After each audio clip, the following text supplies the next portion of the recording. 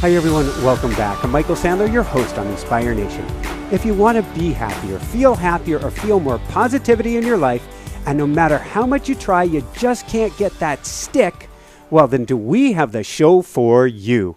Today I'll be talking with Dr. Rick Hanson, a neuropsychologist and author of Hardwiring Happiness, Buddha's Brain, Just One Thing, and Mother Nurture.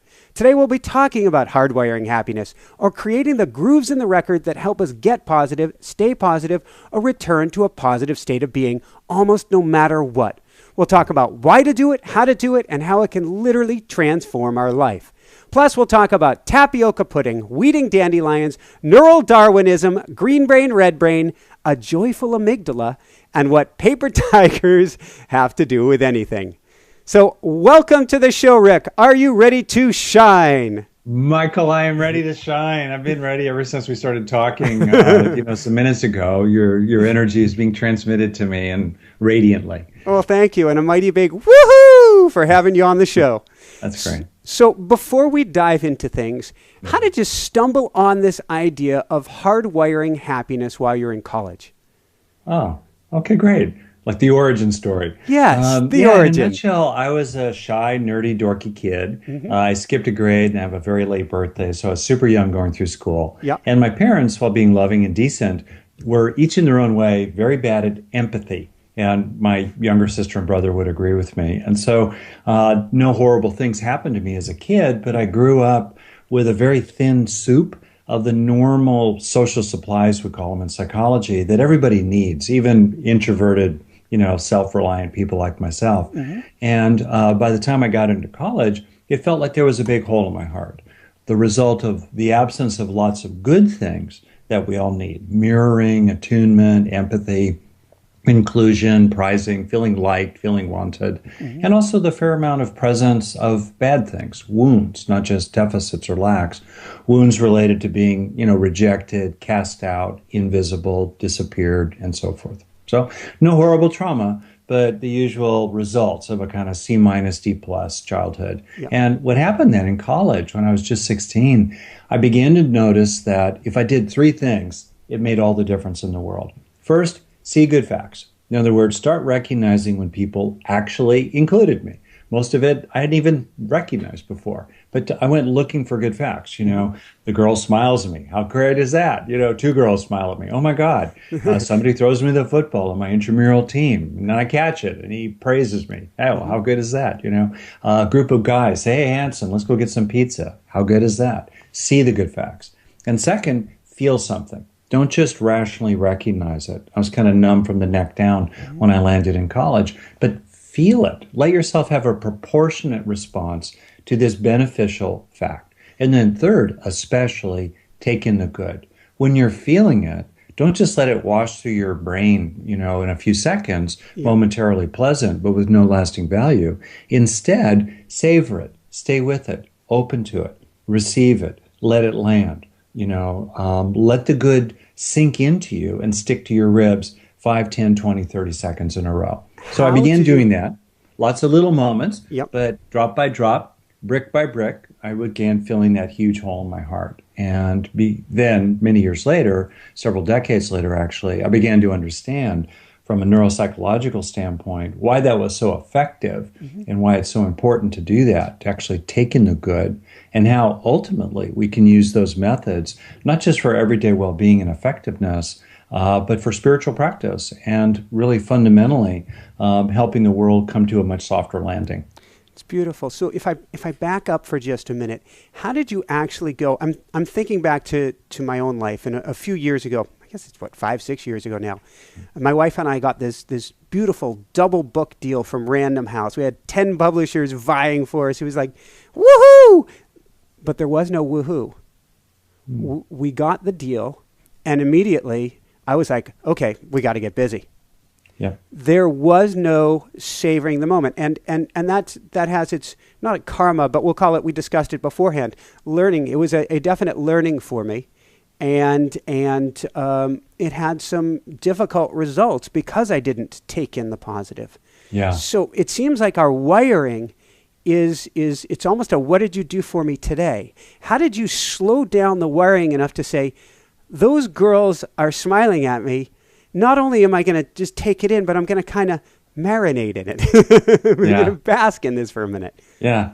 Well, first thing I noticed was that this practice made me stronger and kinder. In other words, I wasn't losing my edge, and I wasn't losing track of threats or challenges around me. That if anything, as I built up more resources inside myself, more inner strengths, more mental resources, I was less internally preoccupied, and therefore more able to see the real world and actually get stuff done, and also recognize, real threats, things I needed to deal with. Also, as I built up resources inside and became, frankly, happier, I became more generous and, understanding, cooperative, and forgiving and helpful to other people. So realizing that this practice didn't make me weaker, and it actually helped me get stuff done rather than getting in the way of stuff being done, helped me realize that I could have both. In other words, I could deal with challenges in life while also enjoying life. And critically important, it's a 2-for-1.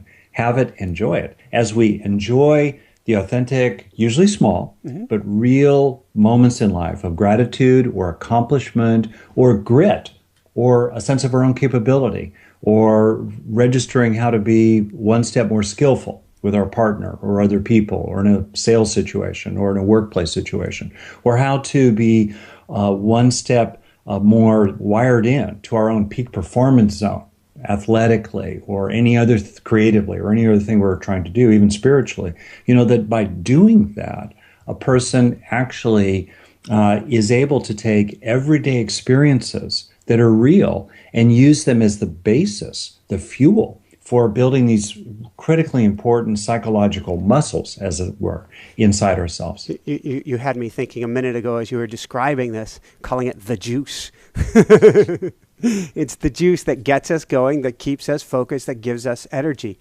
Maybe we should dive into a little bit of, I want to understand the brain. And we've had on a few neuroplasticians, but I really want to get this for people, which is, you say that neurons that fire together, wire together. And you mentioned experience-dependent neuroplasticity. What does that have to do with what we're talking about? Right. As we go through life, whether it's a baby learning to walk instead of crawl, or an adult, let's say, learning that they, in your case, say, can really push their body and to a limit, to an edge, and get a lot out of it. Or along the way, we learn how to free ourselves up from those childhood experiences that are still haunting, say.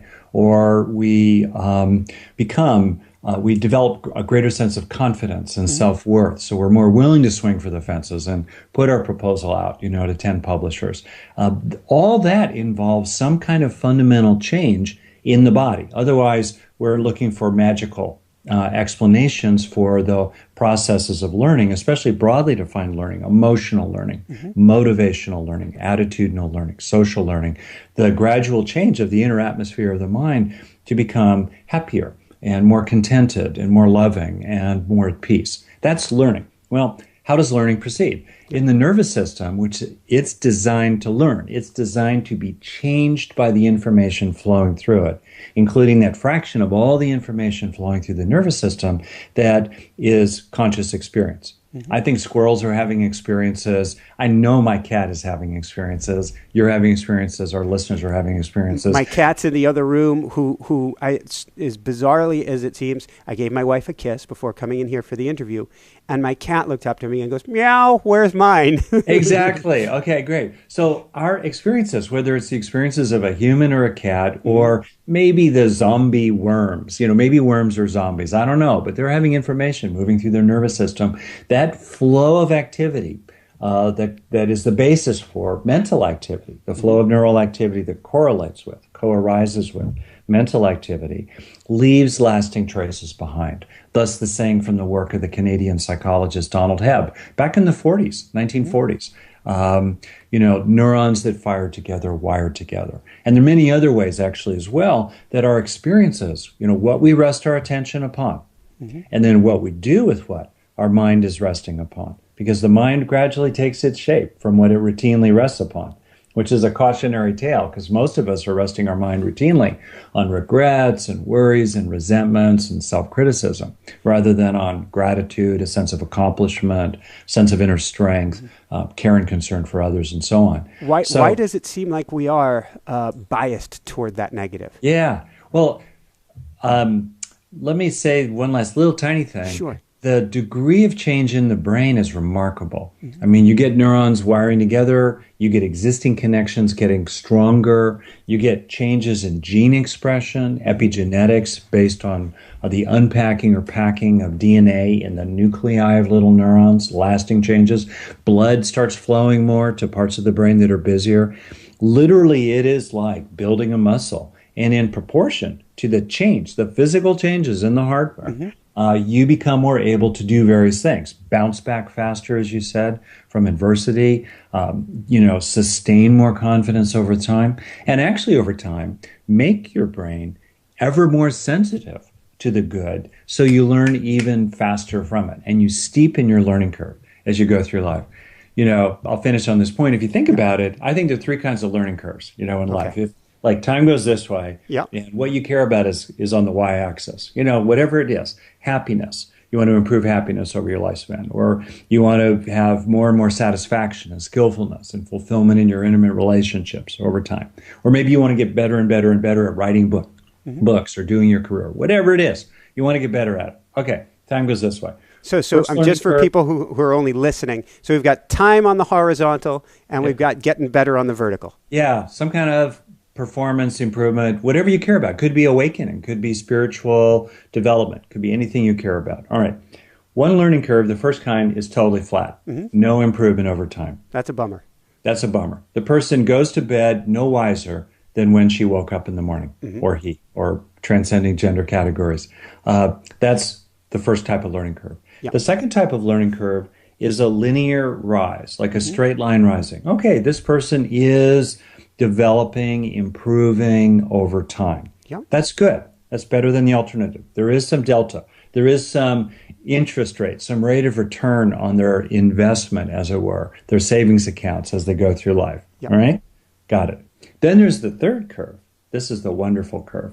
This is a curve, it is curvilinear, that exponentially rises over time, because this is a person who isn't just learning from their experiences and growing and developing as a result. I'm using the word learning in a very embodied sense, not just in a narrow learning the how to do long division sense. Okay? This is a person in the third curve that's mm-hmm. curving, who's both gaining from their experiences and learning how to learn along the way.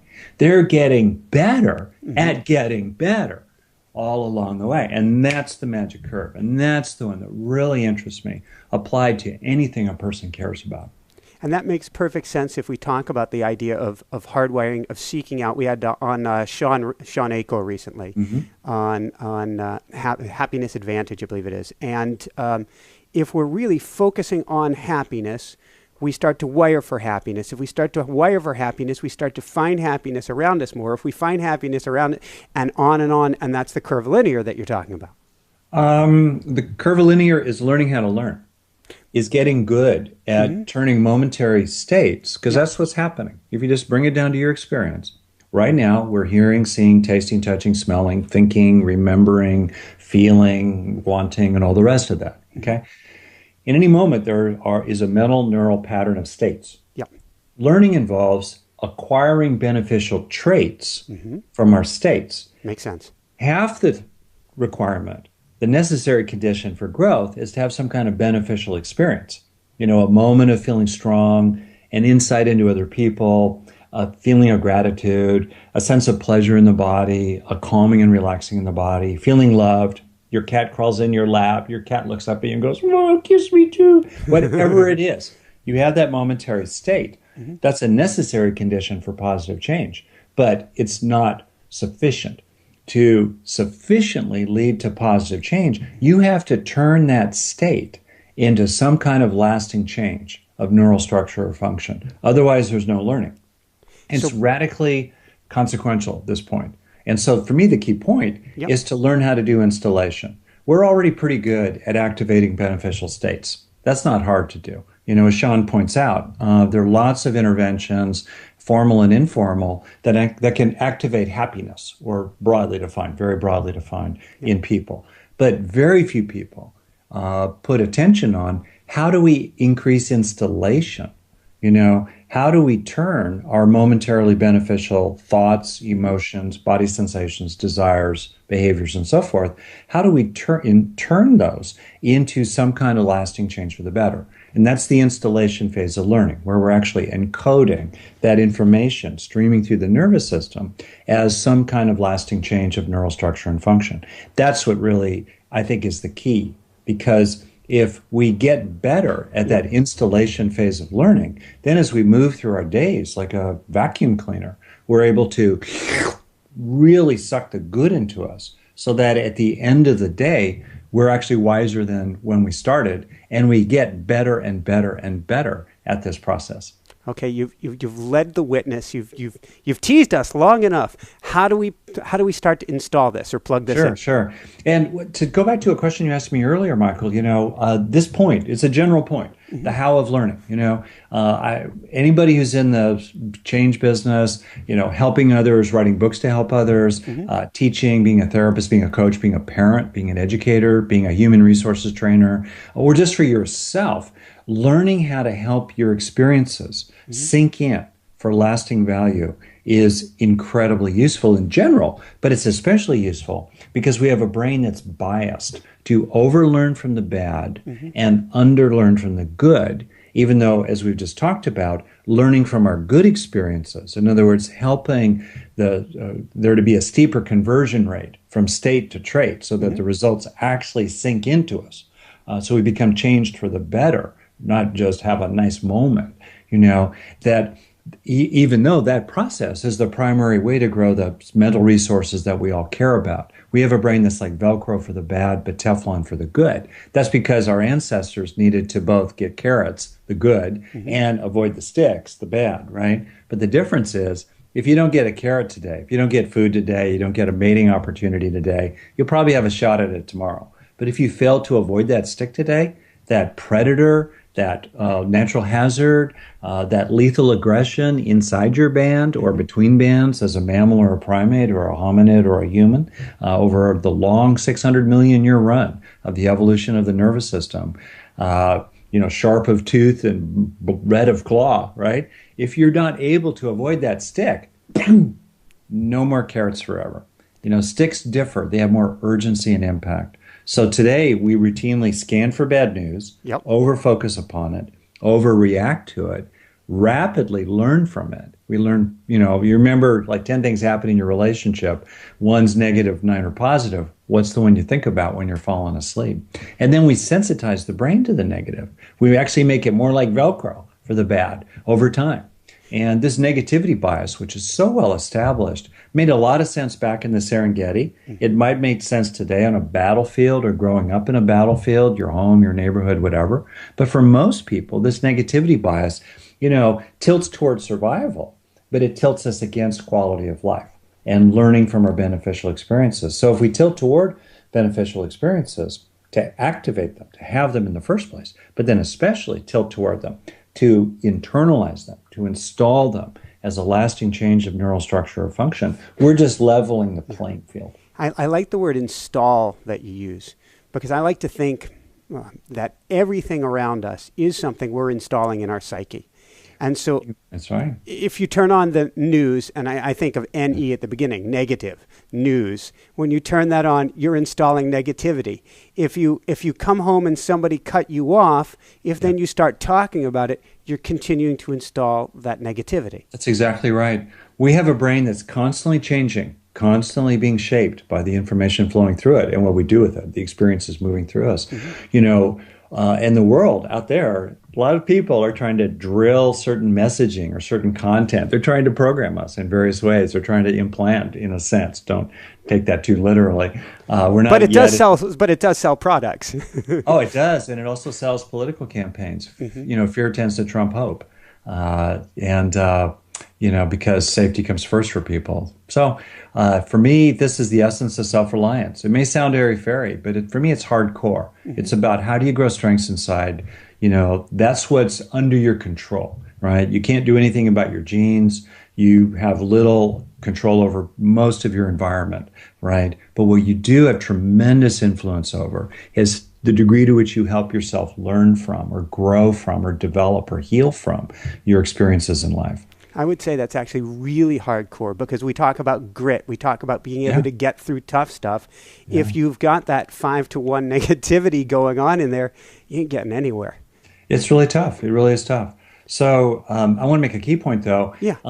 We can, we're certainly able as human animals to have painful experiences, to have worries or anger or frustration, disappointment, or loss, depression, hurt, woundedness, issues in our relationships. That stuff arises. I'm not talking about shutting it down. I don't believe in positive thinking. I believe in realistic thinking. I want to see the whole mosaic of reality, warts and all, with a brain that's designed to over-focus on the negative tiles in that mosaic of reality. The one red light, in the overall mosaic of yellow and green.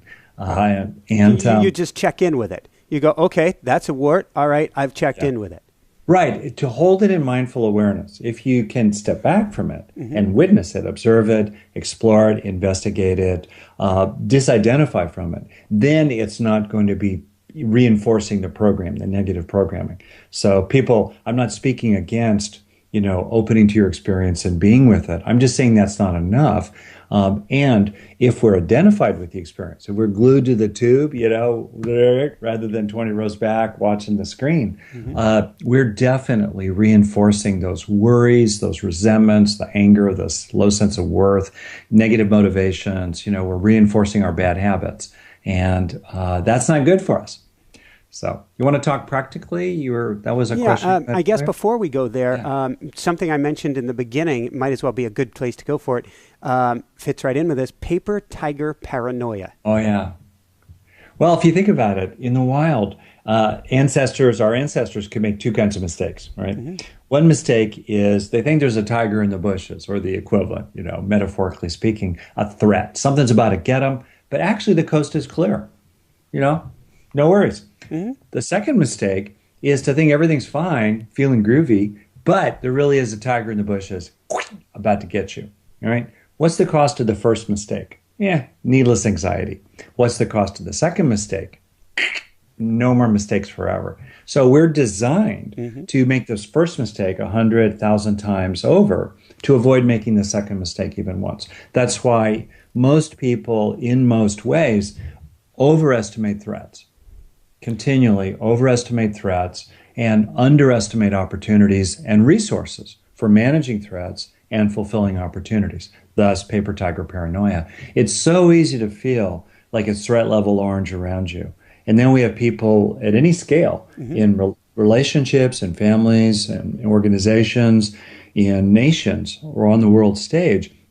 We have a lot of people who use the classic power of fear to create uneasiness, anxiety, apprehensiveness, dread, preoccupations with threat and so forth. Because then when people do that, when they're preoccupied in that way, when they feel threatened, they're a lot easier to intimidate, and it's a lot easier to mobilize them to attack a dreaded other, them over there, or even on the other side of the world. So I myself pay a lot of attention to anxiety inside myself, and I'm constantly asking myself, is this fear appropriate? And second, could I deal with the challenge? Like, I've done a lot of rock climbing. We talked about that. Yeah. I mean, I've been in so many settings where it was challenging. It was dangerous. There were threats all around me. My body was keyed up. There was maybe anxiety at the periphery, healthy anxiety, don't slip. You're going to die if you do. Pay attention, all the rest of that. But I wasn't upset about it. I was coping. Just because there's threat or challenge doesn't mean we need to go red, as it were, into the red zone, reactive fight or flight responses inside ourselves or against other people. And that's important to realize. We can do both. We can take in the good, we can recognize the good around us, and we can help ourselves from the inside out as an act of autonomy and self-reliance and agency, rather than being dead in the water, a nail instead of a hammer as you move through life. We can do that inside ourselves while also coping, with threats, dreaming big dreams, swinging for the fences, having passion with other people, being enthusiastic and creative. We can actually do both. But I've gotten more tough-minded over the years, and I've come to realize that people have to make an effort. It's interesting, Michael. People recognize they need to make efforts to get good at golfing, or operating, Excel spreadsheets or something like that. But to get better at managing their own thoughts and feelings, working with their own motivations, to become more skillful with their own reactions to other people, or to get better at getting better, to, in other words, learn how to take in the good ever more effectively and enjoyably as you go through your day. A lot of people don't realize that you need to make efforts there too. The good news is that you don't need to make a lot of effort. A few minutes a day makes a ton of difference for people. Half a dozen times a day, less than half a minute at a time, just show up for your own beneficial experiences. Open to them, feel them, let yourself have them, protect them. Don't let other people rain on your parade. Don't let voices inside your head rain on your parade. Have a kind of kindness for yourself, which bakes in a bonus benefit because you're building a reminder, treating yourself like you matter. Do you have a reminder that you help people to do to remember? A reminder to remember. It's kind of redundant, but go for it. Yeah. The point here, for one thing, when people start doing this practice that I talk about of deliberately taking in the good and remembering that it's not just about smelling the roses, enjoying every sandwich. There's a place for that, but take in experiences of determination or fortitude or strength, or take in the realization that you really need to get control of your anger, when you're talking with your kids. I mean, whatever's beneficial, whatever's the good learning for you, let it sink in. Right? When people start doing that, they start noticing that it's really enjoyable. And that naturally motivates them to do it. So that's one thing.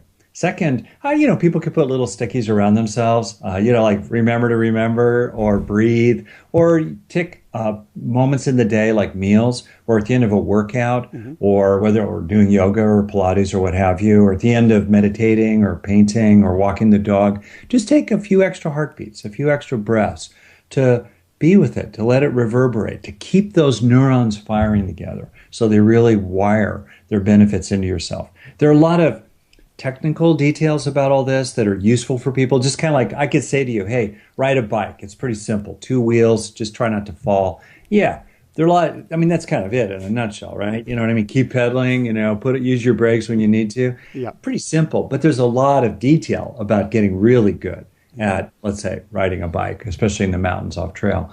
So there are details about this, but the essence is simple. Have it, enjoy it. Have those beneficial experiences in the first place, and then especially don't waste them on your brain. Enjoy it so they sink into you. Beautiful. Going from there, let's go back to where we were headed before. How do we begin to really level the playing field? Yeah. What I would suggest for a person, so I think of this in kind of like 3 levels, all right? Okay. So level 1 is simply to develop the habit of taking in the good as you move through your day. In other words, as you move through your day, you get out of bed, you're kind of groggy, whatever, and then you have your cup of coffee. And there's that opportunity to register, this tastes good, or your tea or whatever it is you do in the morning, or your superpower smoothie, I don't know. This tastes good, this feels good, why not? Or then you get ready, you go to work, and you look around, you go, wow, no bombs are going off in my front yard. Sorry about what's happening elsewhere in the world maybe, but not here at least. It's relatively peaceful and orderly. Flowers are blooming. The streets lights are working. Yeah, I can let in a sense of relief, of safety, of orderliness in my life. I don't need to have such a, paper tiger paranoia about the world around me. All right, then you go to work. Life happens, ba-bum, and then you get something done. Maybe it was tricky, challenging, you navigated a difficult email to write or an awkward conversation, or maybe you're in a setting where someone is appreciative of you, right? Rather than blowing right by it, notice it, feel it, recognize it, open to it, help it last 5, 10, 20 seconds in a row, feel it in your body, see the ways that it's personally relevant. Why would it be good for you to feel this? Great. These are different factors that increase encoding, the conversion of states to traits. Et cetera. So number 1, develop the habit half a dozen times a day of just showing up for your own good life. Why waste it? right? Why not be there for it? I like it. That's the first level. The second level is to grow the particular strengths inside that will help you deal with your issues. Either challenges in your life today, like a very stressful job, or you're going through a divorce, or you're trying to really motivate yourself to keep up with your exercise program. Yep. Okay. Or very commonly for people, you're still dealing with, lacks and wounds from your last relationship as an adult, or maybe the impact of childhood experiences. In other words, you've got a particular issue going on.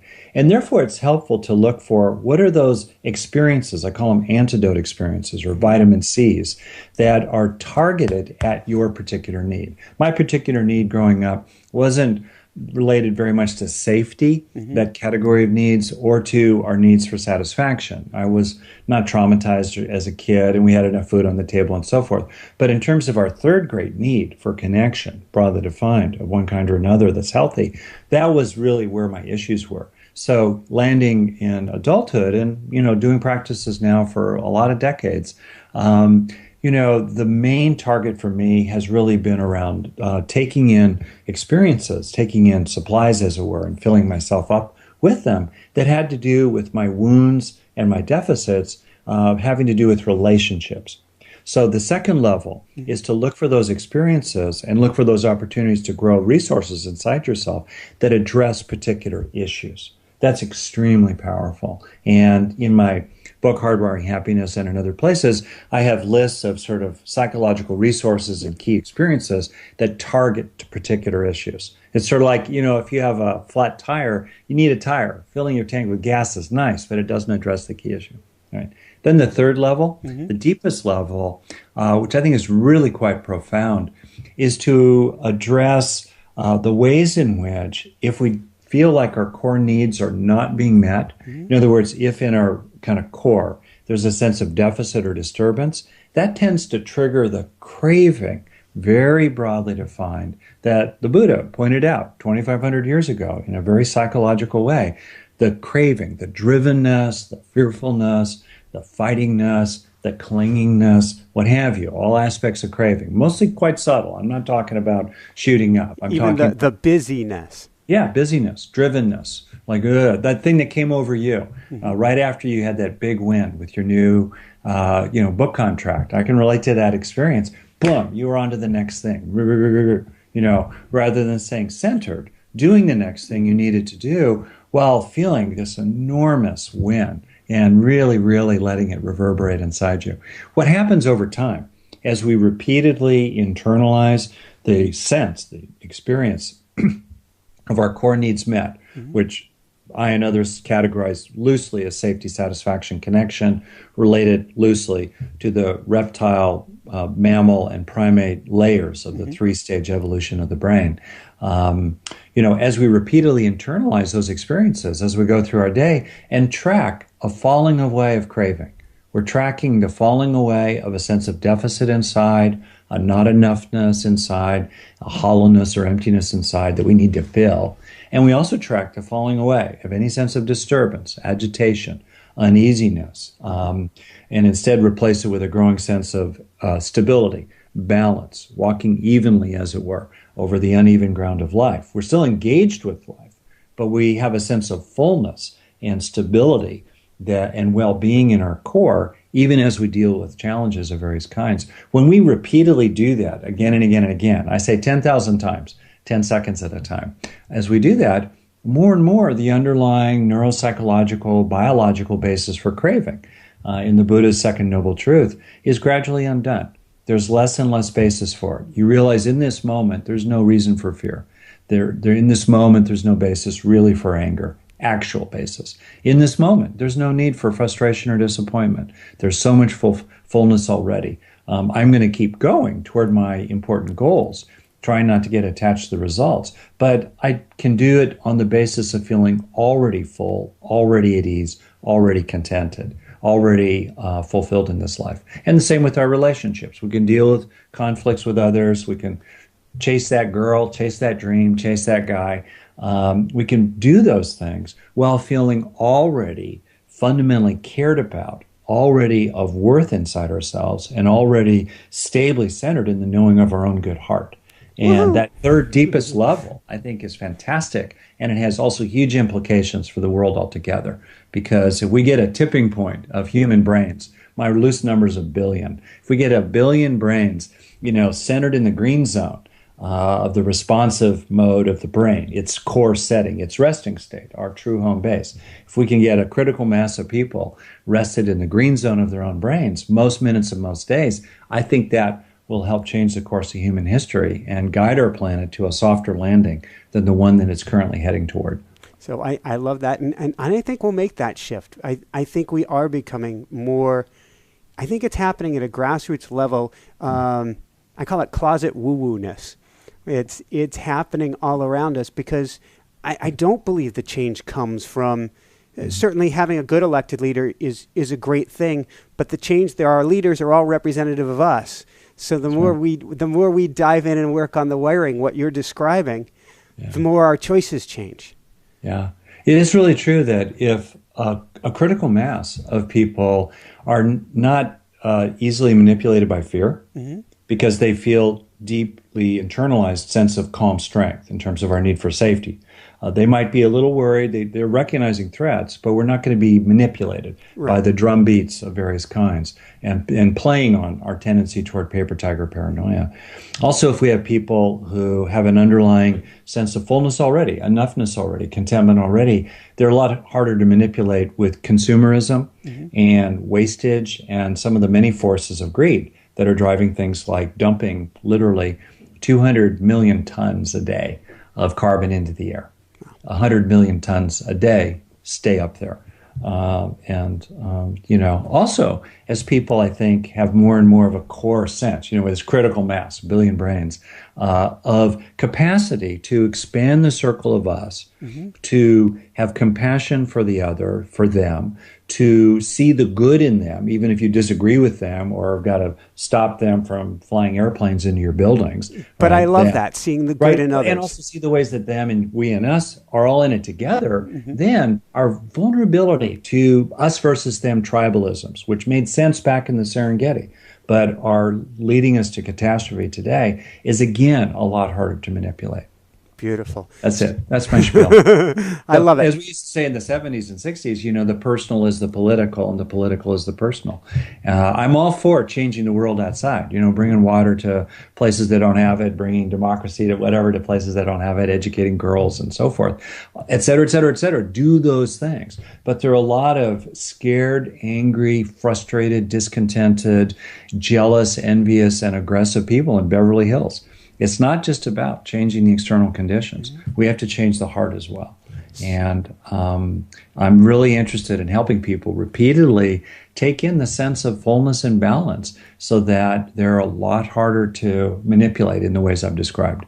Beautiful. So can you share with us how do we HEAL ourselves? That's great. The how of personal change, learning how to hack your brain, basically, is really simple. And what's shocking is how I did not invent any of this stuff, Michael. I've just tried to pull together existing research or plausible implications in a kind of simple, comprehensive framework. But I did not invent this. We all know how to do it. So kind of quickly here, we change, we grow in life through a two-stage process that moves from information held in short-term buffers transferred to long-term storage. All right, the experience has to transfer. It has to sink into us. Otherwise, there's no lasting value. Meanwhile, our negative experiences are being fast-tracked in, right? Once burned, twice shy. So first, have the beneficial experience, in the first place. Activate the state and then install it as a trait. So it's a two-stage process. And then I break up that two-stage process in this way. The H in HEAL, H-E-A-L, is have a beneficial experience. Usually because you notice you're already having it. It's really nice to hang out with you. I'm feeling that, I can rub two thoughts together and maybe the spark will light. That's a nice feeling. I feel a sense of connection with you, a sense of camaraderie, of mutual tribalism here. Those are already happening for me. I'm just noticing them. Or I could deliberately create a beneficial experience right now. I could deliberately call up some compassion for a person, or I could deliberately call up a greater sense of confidence or determination, maybe remembering what it felt like in my body to pull over an overhang while rock climbing. I could create it. It's important to be able to create beneficial states of mind. That's really fundamental to coping and just everyday effectiveness, let alone healing yourself or spiritual practice. Okay, so now the song is playing in the inner jukebox, right? The inner iPod. The brain is old school. You can't just plug the wire into the back of the head and suddenly, like Neo in the Matrix, you can fly a helicopter. No, or no. Turn it. Darn it. No, we're not there. Brain's old school. It's like a cassette recorder or a DVR. You record the song by playing it. So first we have the experience, and then we have to install it. Otherwise, no lasting value by definition. So installation is two aspects. The first is E for enriching. Okay. There are multiple ways to enrich the experience. The easiest is just keep it going. Keep that song playing. Keep those neurons firing together so they have more time to wire together as well. What's an example of keep it? So we're having an experience. We're having a positive exchange here. If the exchange ends, I guess part of it to enrich it would be keep the exchange going. But if the exchange ends, how do I keep in the enrichment mode? You just help mindfully your attention stay with whatever was beneficial rather than skittering on to the next thing. Gotcha. We fundamentally have control over our attention. What happens when people do these practices is they become more mindful, which is another baked in bonus benefit, which is great. And also through being mindful, you start watching your attention move away, weirdly, from the positive experience you're having. Like, for example, you could feel my respect for you. It's genuine, it's authentic, it's not $1 million moment, but it's real, okay? And you could stay with, wow, Rick's been around the block, he's a little older than me, and he has respect for me. You could stay with that. You could let yourself feel that. A breath worth of taking that in, right? Right now, live. I'm breathing. What's that like? And one thing that is interesting that often happens, you watch your mind moving away really fast from the experiences that we long for, right? It's uncanny, actually. And you start getting better. It's a wiggly worm. Yeah. You find it easier and easier to stay with.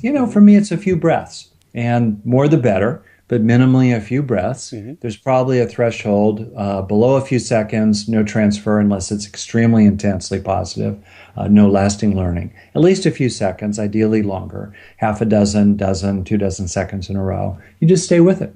You protect it. When people start doing it, they realize, oh, I can do this. I look outside, a moment of beauty, right? Plants around, flowers, look around, somebody smiles at me. I have a moment of feeling like this person's friendly. The world is not such a scary and dangerous place. I get something done, rather than just whoop, on to the next email, whoop, on to the next accomplishment, the next task. Wait a second. I finished the darn dishes. I got the kids into bed finally. I did that meeting well. I ran that meeting well. Feel it. All right. That's enriching. There are other factors of enriching. People can learn more about this if they want. One powerful factor of enriching is to feel it in your body, to open to it. Turn that good idea into a good experience. The more we feel it in the body, the more that we're going to get that, learning from it, that change from it. And then A for absorb, in which you have a sense of the experience really sinking into you. You kind of open to it. Technically, you're also sensitizing your memory-making machinery in your brain through helping yourself in absorbing, really give over to the experience and kind of prime and sensitize the memory-making machinery. It feels like the experience is sinking in, like water into a sponge or a warmth spreading out inside you, or you just kind of feel like you're budging a little bit. You're letting yourself change a little bit for the better, which is necessary to be willing to grow as you go through your day. And then that's the key. In effect, if it were like a fire, have fire. Either notice it's already burning or light the fire. Have the beneficial experience. 2, protect the fire, enrich it. In other words, keep the fire burning. Don't move on to the next thing so fast. Add fuel to it. Try to help it get more and more intense. Like, wow. All right. And then 3, A for absorb. Let the heat of the fire really come into you. That's the essence the fundamental essence. That's the how of self-help. If you want to help yourself as you go through your day in terms of positive development, don't just have your beneficial experiences. That's easy. I don't think there's a lot of upside in getting ever more skillful at activating beneficial experiences, since we're already close to the ceiling of the possibilities there. Where the real opportunity is getting better at, getting more skillful at the conversion of our beneficial experiences into some kind of lasting change, the installation of them. I like this because I'm thinking of, I don't know why I'm thinking of bungee jumping and extreme sports, and it's always the need for more, which I get it that there's an adrenaline rush, but if you can help build in that positive experience into you, you can be tapping into that a lot more frequently than needing to be jumping off the cliff. That's totally true. And it also goes to the point that on the 0 to 10 intensity scale, I'm all for the 9s and 10s of life. Wow. You were just talking about overhangs, so that's not a 0 on the list for sure. Yeah, or so forth. But most of our beneficial experiences, are 1s and 2s or 0.7s. And yet they're still real, right? The cat looks at you kind of lovingly. That's maybe a 1 or a 2, maybe it's more, but that's an opportunity. You're snuggled with your partner. That's an opportunity. You get something done. That's an opportunity. You recognize your own good heart. One of the major sources of good experiences that many people overlook is recognizing good facts about themselves and feeling an appropriate amount of self-worth or relief or calm or fulfillment, recognizing good qualities inside themselves. Anyway, then the L in the acronym is the optional step, but it's optional because it's not necessary for learning, and it's sometimes a little tricky, but basically you are linking. L for linking, positive to negative together. So you've got both of them aware in your mind at once. For example, maybe hypothetically, person grew up feeling kind of skinny and nerdy and dorky and, reading your website, say, bullied in school, running to school rather than being on the bus, things like that. Okay, so there's some background, perhaps, in a person, I certainly relate to this, of feeling not so cared about by other people, not wanted, attacked, not protected, some material there. On the other hand, if in the moment, this is a vitamin C moment, this is an antidote experience moment, very powerful.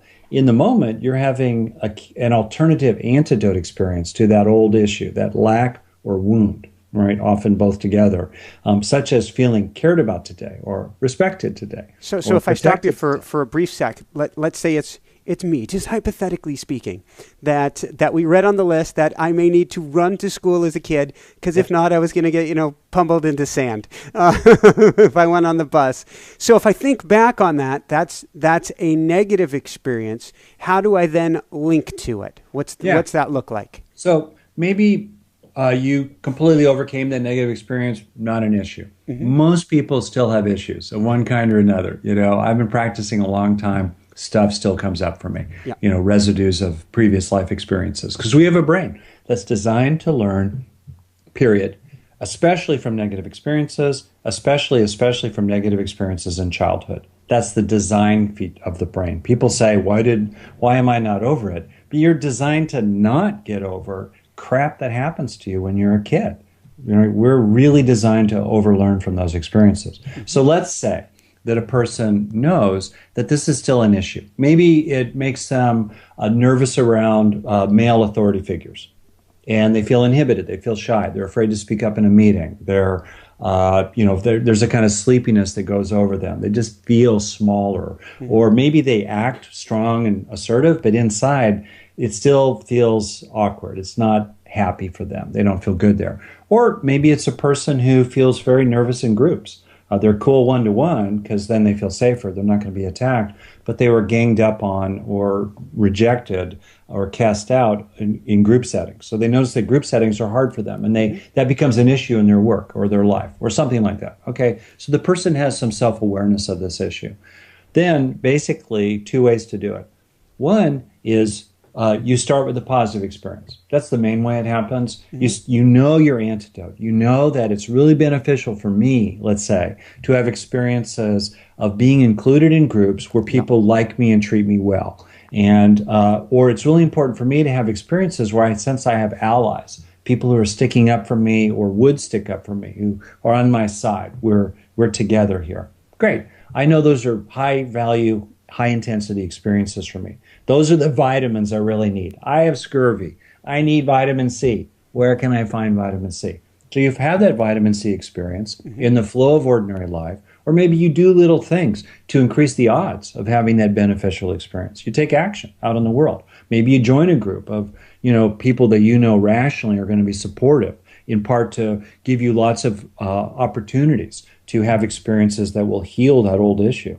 And then when you start with that beneficial experience, it's running. You've done HEA with it. It's happening. You deliberately get a sense of it connecting with that old pain inside. Sometimes connecting with what feels like younger material inside you. You're just aware of them both at once. There's some technical skills about this that I get into, but the essence is very natural. We keep the positive experience, the positive material, bigger in our awareness, right? On the front of the stage of awareness, as it were. And off to the side is a sense of that old pain. That feeling small, feeling worthless, being scared, why won't anybody stick up for me? That's off to the side. And since neurons that fire together wire together, if you associate, if you're aware of two things at once, and the positive is bigger, it's more prominent than the negative, it starts wiring to the negative, soothing it, contextualizing it, bringing perspective to it, bringing supplies into yourself today that you really longed for, that you should have received when you were younger or in your last job, as a middle-aged person, let's say, you didn't receive, whatever it might be.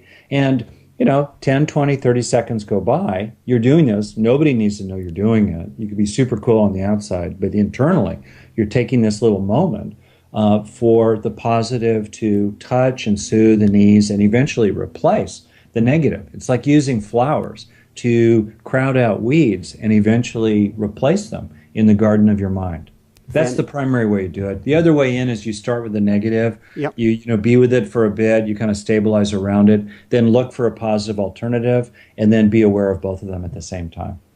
Got it. So how do we use these techniques or use the HEL technique for our children? Wow. Well, there's a lot there. In general, helping kids slow it down just a little bit to stay with the good so it sinks in, and giving them a little bit of guidance about that, depending on their age. I've worked with a lot of children, very young ones, very little ones, all the way through young adulthood. And, you obviously need to adjust what you're saying to the kid. The younger they are, the more they need external support from caregivers to do this. But the older they get, the more and more they can do it themselves from the inside out. To just slow it down and enjoy it and let it come in. Second, it's like I said, those 3 levels. Second, if you know your kid's issue, maybe your child is nervous about sleeping alone, is anxious or worried, or maybe your child is not succeeding in some area of life. Maybe they're struggling to read in school, or they're bright, but they're at the spirited ADD end of the temperamental spectrum. Sidebar, I don't think there's a D in ADHD. I don't think it's a disorder. It's an issue of fit. It was incredibly useful to have spirited jackrabbits, in the tribe, balancing the slow, anxious, cautious, rigid turtles with a fair number of tweeners in the middle. But today, for people who are jackrabbits to try to function in turtle pens, then it becomes a practical issue. But anyway, so maybe your child is struggling around succeeding or performing or accomplishing goals in one area. So you really emphasize for that child the sense of accomplishment in other areas, like athletics or socially, or being a kind, good person, or having talents that aren't really explored very much in school, but can be explored outside of school. So kids. And then also a great time, if they'll put up with it, roughly ages 4 to 14 will put up with this, or younger even, when you put them to bed, more nights than not as a parent, take an extra minute or two to review the day perhaps, especially if you're looking for at that second level, those vitamin C experiences that are really important compensatory resources or antidotes for your kids' issues, or just look right in the moment. What's actually happening right now? how good it feels to be cuddling together, how nice it feels to be in your cozy, safe bedroom, looking around, the little nightlight, your dolls, your like sacred objects, the crystals that will keep you safe at night, whatever it is, your dogs, or cat is at the foot of the bed, whatever is available right here. Let's take a minute or two or three, Susie or Johnny or what have you, to just stay with it and let it really sink in, which of course teaches the kid how to do this, increasingly herself or himself. So yeah, I would say that about kids. And there are lots of other natural opportunities if someone's an educator, moments in the classroom. I've had a lot of educators and parents apply this material, which is a real interest of mine, to children. Very cool. So just got a couple quick wrap-up questions, and then we can do an exercise at the end. One we like to ask all of our guests at the end, which is, what personally brings you the greatest happiness, or what I call the woohoo factor?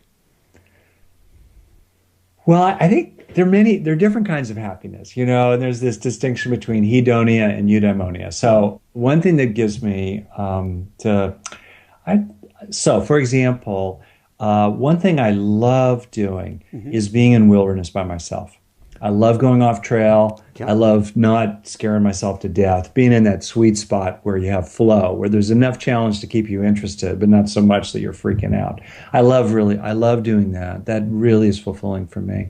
But inside myself, it's not so much a woohoo, like, yes, intensity, but it's deeply rewarding. So I think that's a big one. Another big one for me, honestly, is having a meaningful conversation with somebody. Here I'm doing more of the presenting. That's just the nature of the conversation. Often I'm in situations where I'm doing most of the listening, for example. Either way, that kind of heartfelt, honest, sincere conversation that's moving forward in some way. I had one yesterday with our 25-year-old daughter, about her social life. I just love doing that. And, I don't know.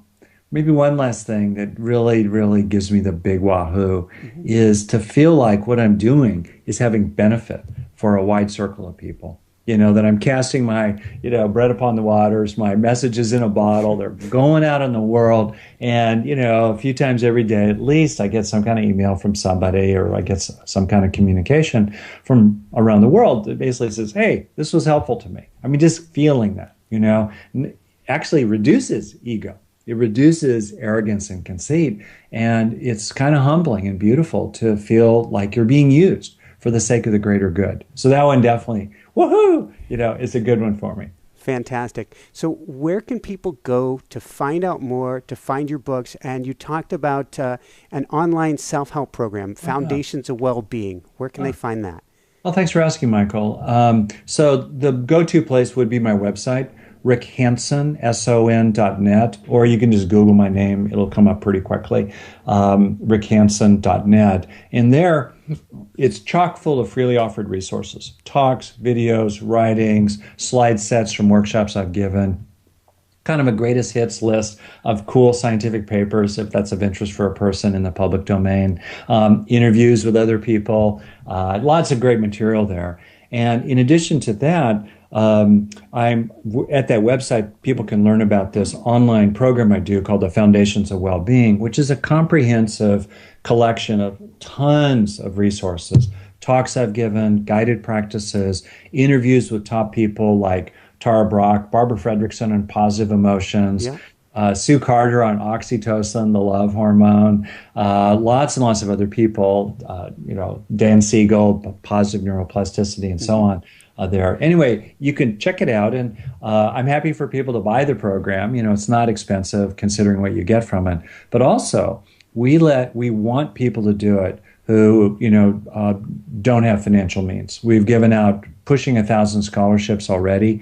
We love people here at home or around the world who might have some difficulty with paying for a program like that, being able to do it for free. We love that. And anyway, you can find out more about the Foundations of Well-Being on my website and everything else I offer at rickhanson.net.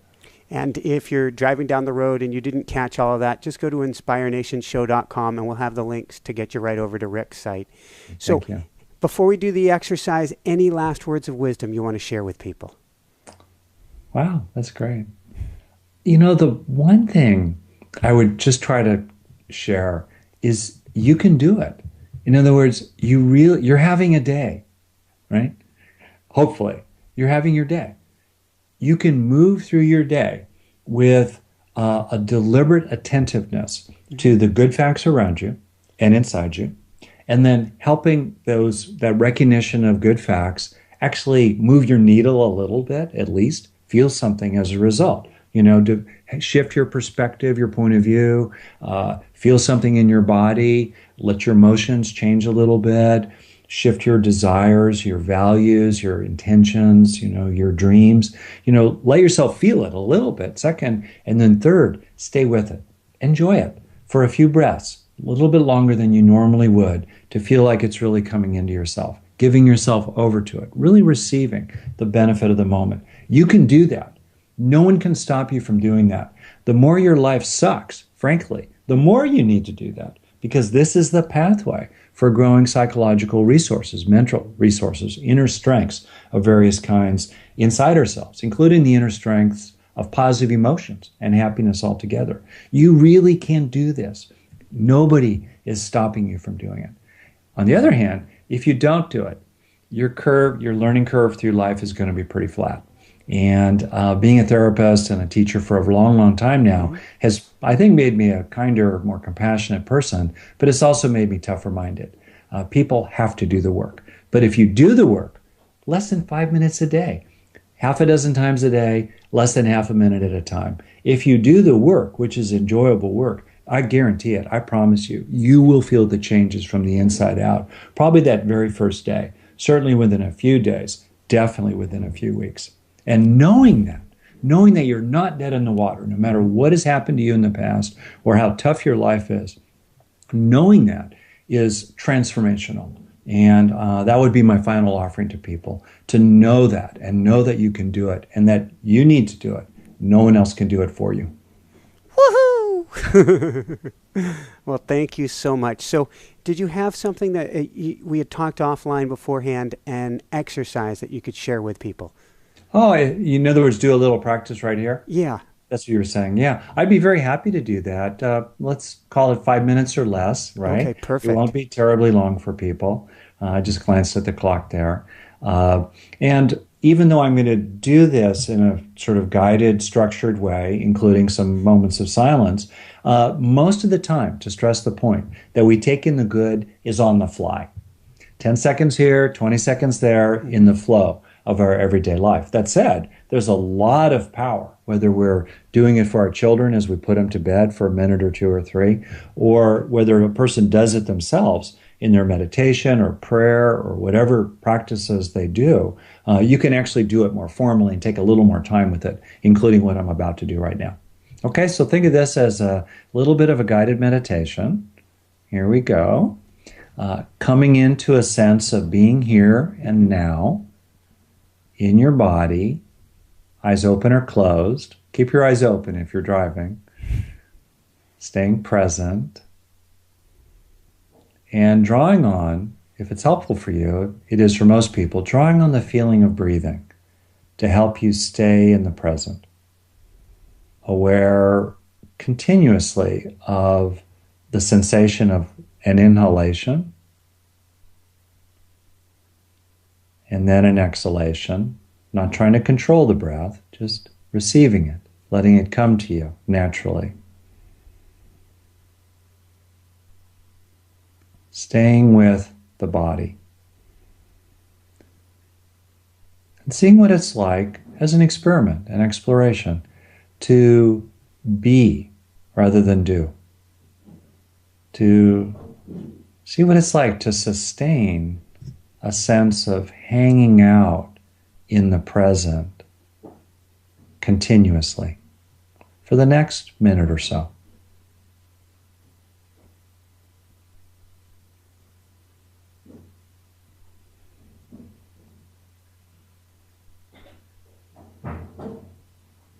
Letting sounds or thoughts move through awareness, just not chasing them.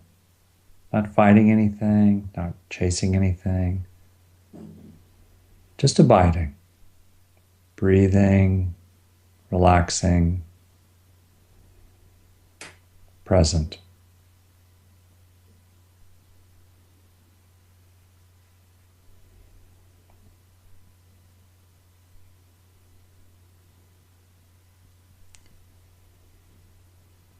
And then, while remaining present, tuned into the body, aware of the whole body, gently encouraging a growing sense of safety that's reasonable. In other words, releasing unnecessary anxiety or worry in this moment. Noticing, for example, that you're actually basically all right now. There's enough air. There's breathing.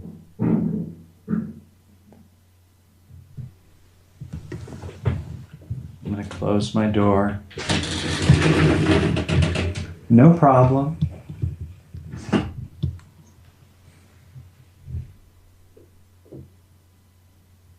Gently seeing what it's like, staying in the present, to feel as safe as you reasonably can feel, which for most people is completely safe in this moment. And with that sense of safety is typically a growing sense of calm strength, becoming more and more peaceful.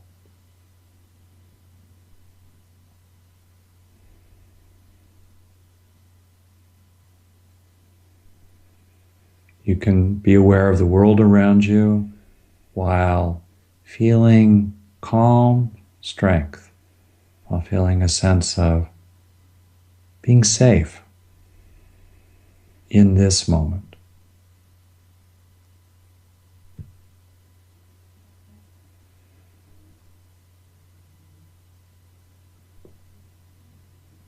Being aware of what it's like, what's happening in your mind as needless tension, or bracing or guarding, needless worry, anxiety, leaving your body, leaving your mind. How is this?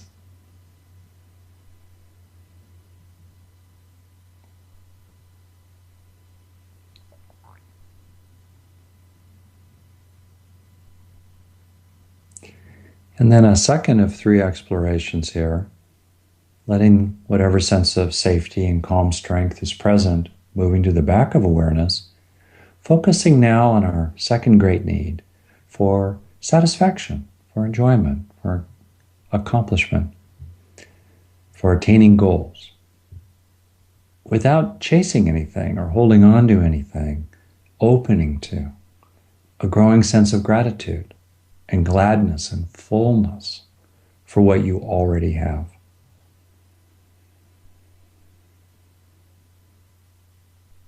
Being aware of some things you feel grateful for or glad about. Perhaps a sense of having already accomplished so many things, mostly small but important little things over the years. A sense of having already arrived. Building on this base to keep accomplishing things, growing things, doing things, with a sense of feeling already full, already contented, rather than frustrated or disappointed. Exploring what this is like. Unnecessary disappointment or frustration falling away, replaced with a growing feeling of presence and contentment.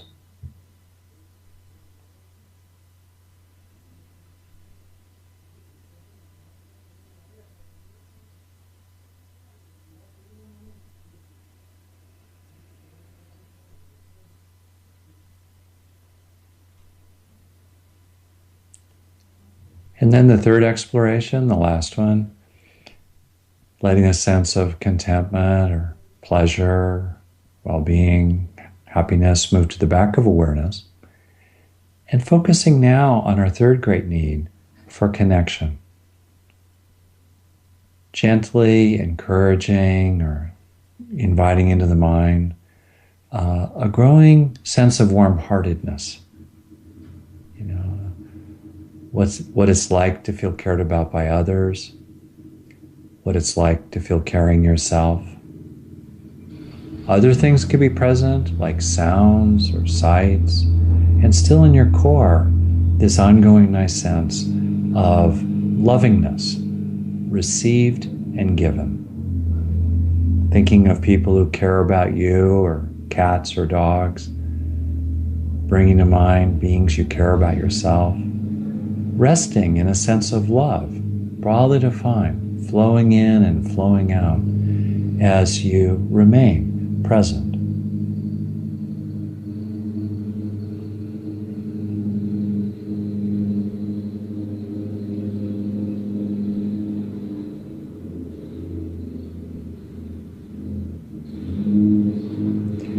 And then finishing up, actually using the opportunity of the background noise of equipment here, or anything else that might be happening around you, to recognize that things can be happening.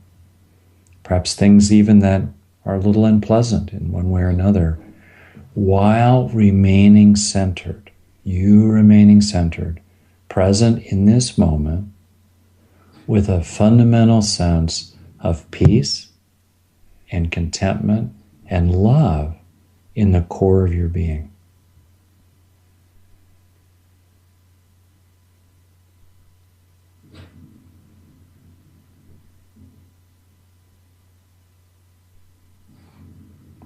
And for a little bonus, why not, for the next couple dozen seconds, if you like, imagining what it would be like to carry with yourself this sense of fullness and balance and presence, peace and contentment and love over the course of the day you're going to have in front of you.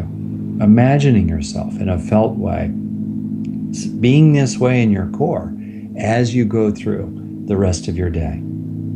Taking a moment to do that right now.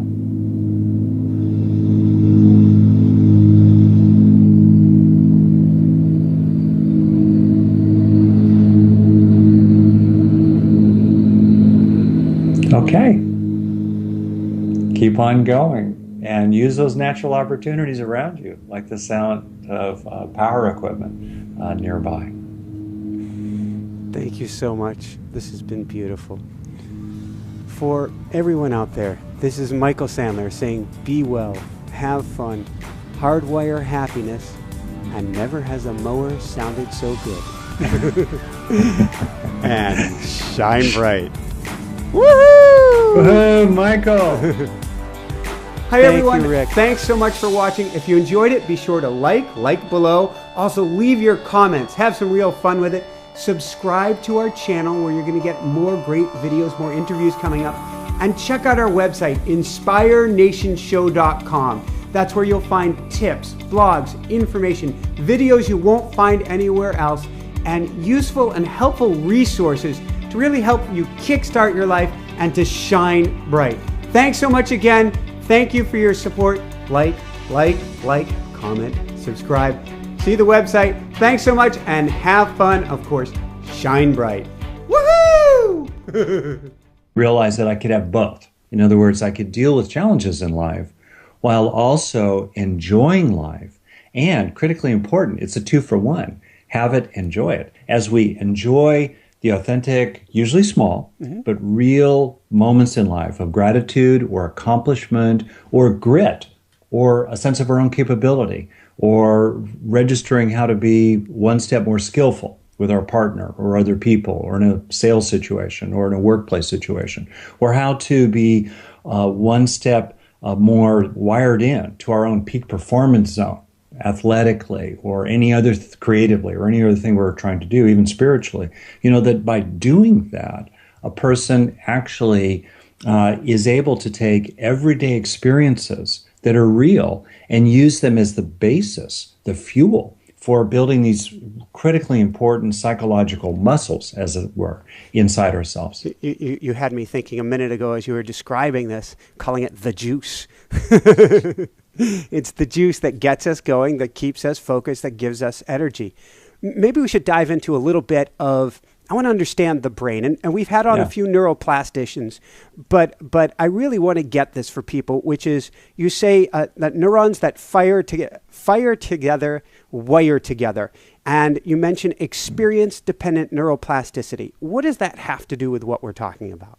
Right. As we go through life, whether it's a baby learning to walk instead of crawl, or an adult, let's say, learning that they, in your case, say, can really push their body and to a limit, to an edge, and get a lot out of it. Or along the way, we learn how to free ourselves up from those childhood experiences that are still haunting, say. Or we we develop a greater sense of confidence and self-worth. So we're more willing to swing for the fences and put our really fundamentally helping the world come to a much softer landing.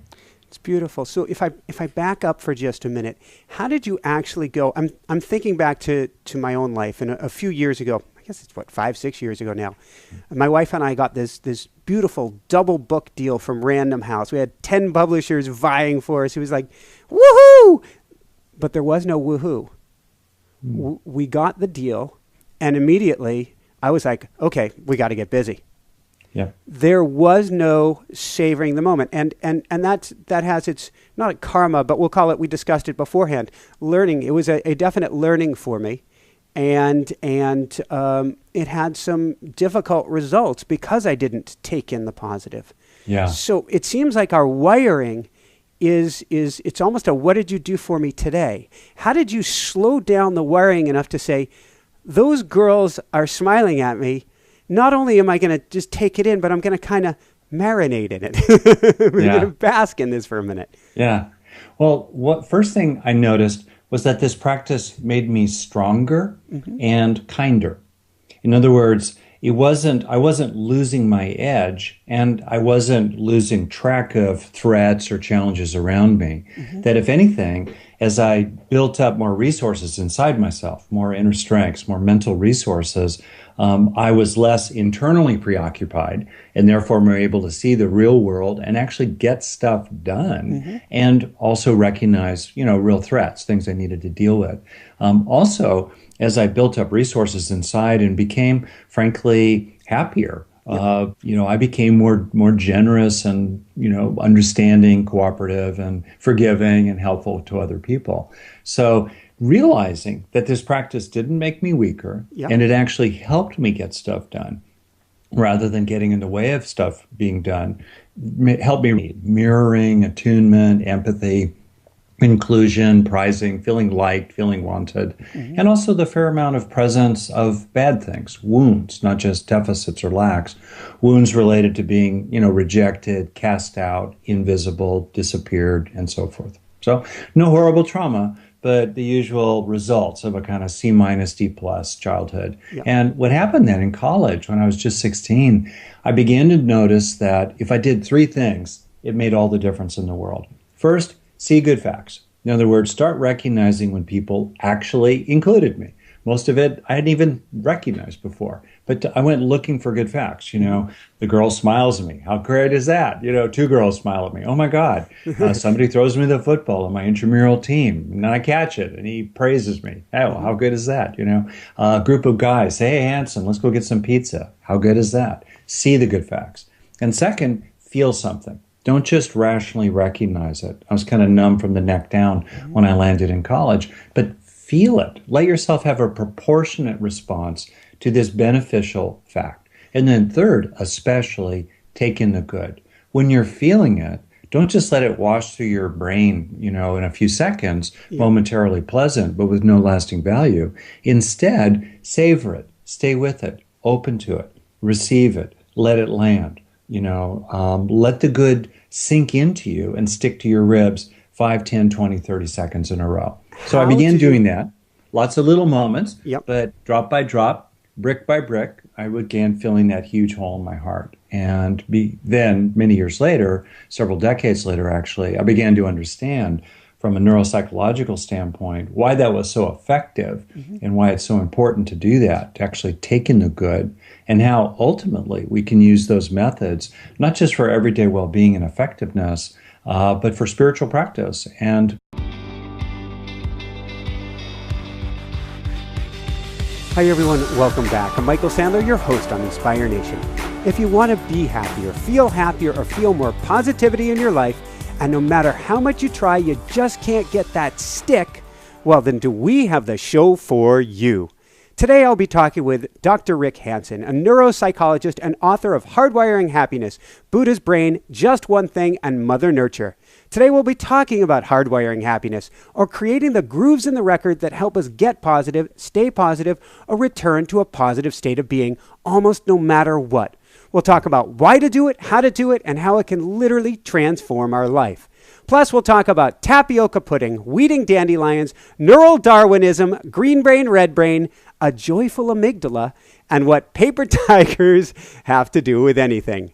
So, welcome to the show, Rick. Are you ready to shine? Michael, I am ready to shine. I've been ready ever since we started talking, some minutes ago. Your energy is being transmitted to me and radiantly. Well, thank you, and a mighty big woohoo for having you on the show. That's great. So before we dive into things, how did you stumble on this idea of hardwiring happiness while you're in college? Oh, okay, great. Like the origin story. Yes, the origin. In a nutshell, I was a shy, nerdy, dorky kid. Mm-hmm. I skipped a grade and I have a very late birthday, so I was super young going through school. Yep. And my parents, while being loving and decent, were each in their own way very bad at empathy. And my younger sister and brother would agree with me. And so no horrible things happened to me as a kid, but I grew up with a very thin soup of the normal social supplies, we call them in psychology, that everybody needs, even introverted, self-reliant people like myself. Mm-hmm. And by the time I got into college, it felt like there was a big hole in my heart. The result of the absence of lots of good things that we all need a proposal out, to 10 publishers.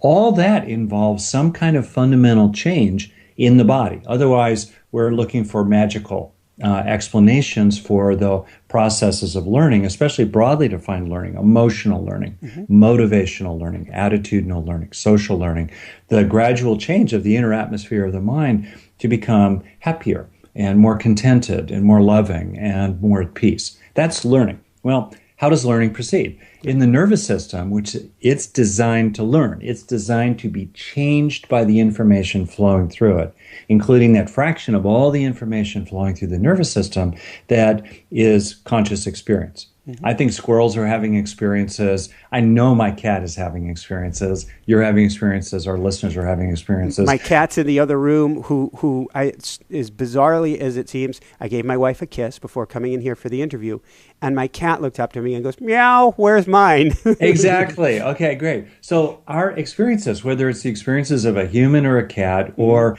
maybe the zombie worms, maybe worms are zombies, I don't know, but they're having information moving through their nervous system.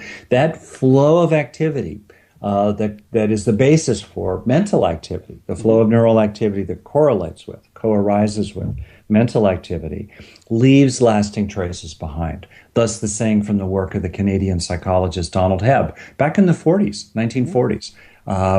Neurons that fire together, wired together. And there are many other ways actually as well that our experiences, what we rest our attention upon, mm-hmm. and then what we do with what our mind is resting upon. Because the mind gradually takes its shape from what it routinely rests upon, which is a cautionary tale, because most of us are resting our mind routinely on regrets and worries and resentments and self-criticism, rather than on gratitude, a sense of accomplishment, sense of inner strength, care and concern for others, and so on. Why does it seem like